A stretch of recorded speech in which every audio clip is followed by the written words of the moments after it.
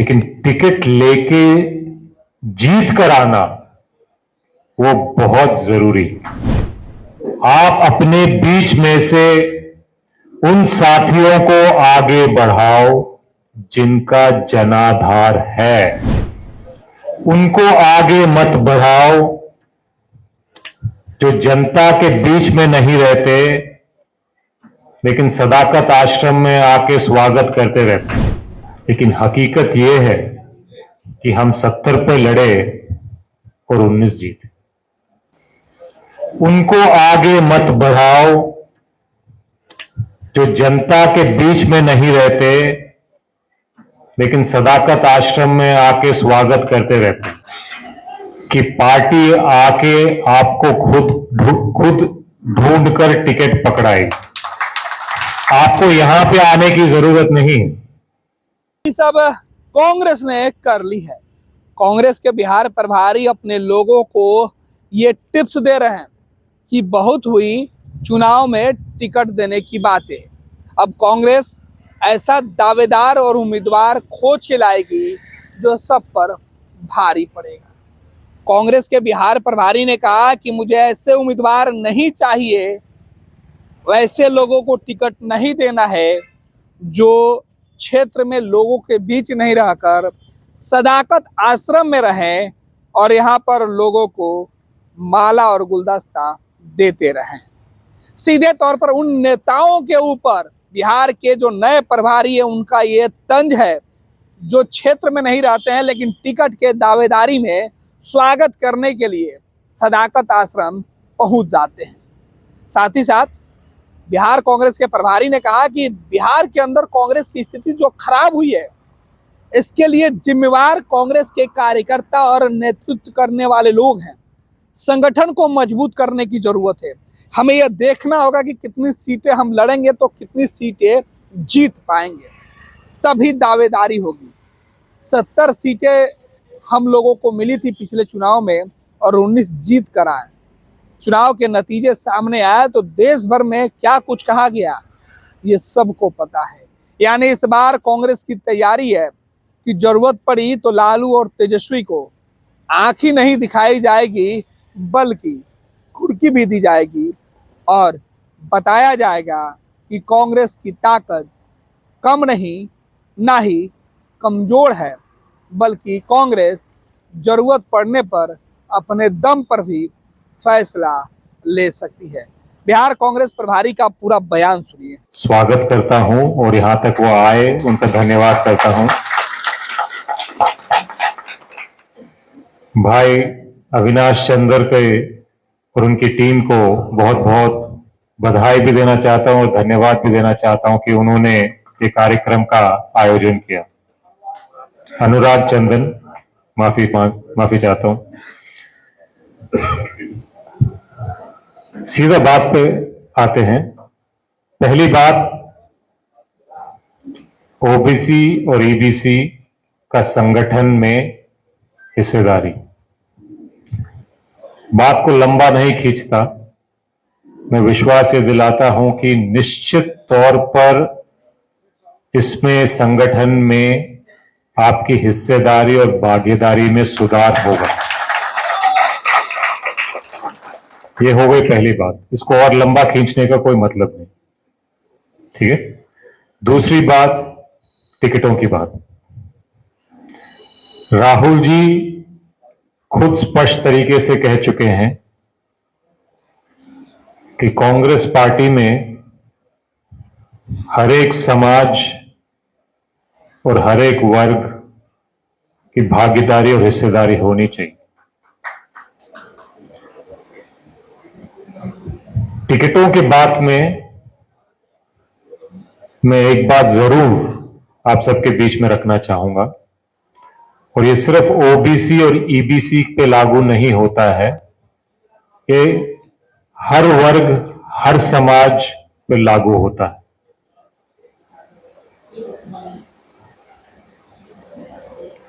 Ticket का मामला हिस्सेदारी से जरूर जुड़ा हुआ, लेकिन उतना ही महत्वपूर्ण और उससे ज्यादा महत्वपूर्ण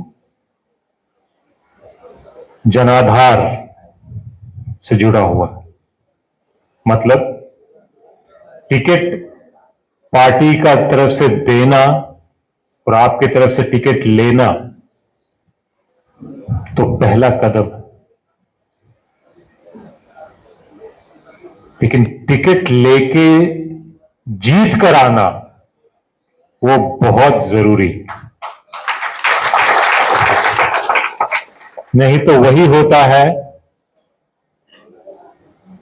जो 2020 में हुआ। हम अंदर में ये कह रहे हैं कि 35 इनको दिया, 35 उनको दिया, वो 9 जीते, ये 10 जीते। वो अपनी जगह है, लेकिन हकीकत ये है कि हम 70 पे लड़े और 19 जीते।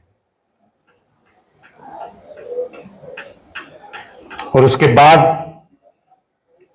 बिहार में क्या हुआ, सारे देश में हमारे बारे में क्या टिप्पणी हुई, क्या चर्चा हुई, ये आपसे छुपी हुई नहीं। तो टिकटों के मामले में हर वर्ग, दोबारा मैं कहता हूं, हर वर्ग, हर तबका, हर समाज के लिए यही लाइन है। आप अपने बीच में से उन साथियों को आगे बढ़ाओ जिनका जनाधार है, जिनका जनता के बीच में पकड़ है। उनको आगे मत बढ़ाओ जो जनता के बीच में नहीं रहते लेकिन सदाकत आश्रम में आके स्वागत करते रहते हैं।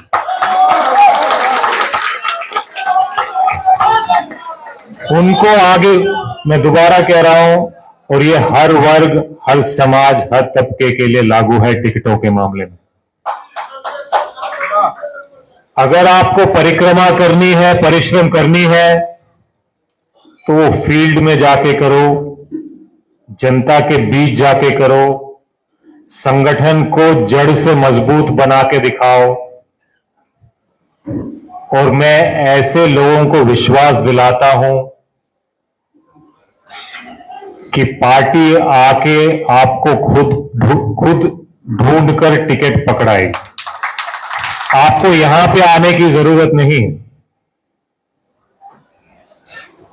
ये हो गई टिकटों की बात। एक और तीसरी बात मुझे करनी है।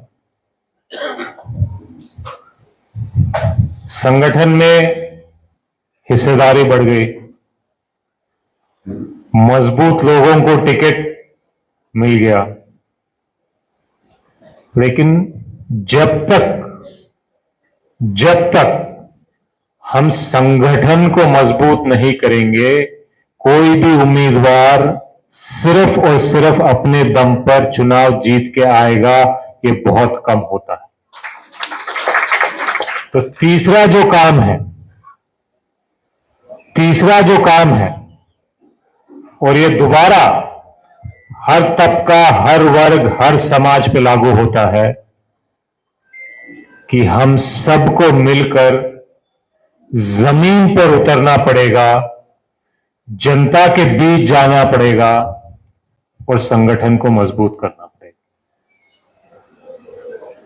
यहां बैठकर हम बड़ी बड़ी बातें करेंगे, लंबे लंबे भाषण करेंगे, मुझे बोलने नहीं दिया, मुझे बोलने का मौका मिला, उसको ज्यादा समय मिला, मुझे कम मिला, वो मंच पे बैठा था, मैं नीचे बैठा था।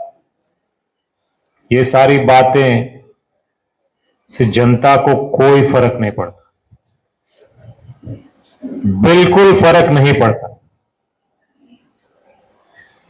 हमें वो काम करना चाहिए, हमें वहां ताकत लगाना चाहिए, हमें वहां ऊर्जा लगानी चाहिए, वहां पैसे खर्च करने चाहिए, जिससे जनता को फर्क पड़े और जनता हमसे जुड़े, जनता को हमारे ऊपर विश्वास ज्यादा हो।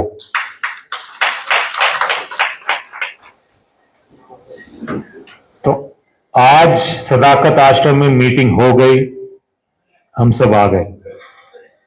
आप सबसे गुजारिश है कि आने वाले समय में, आने वाले जो भी मीटिंग और कार्यक्रम आप करना चाहते हो, वो दोबारा सदाकत आश्रम में नहीं करो।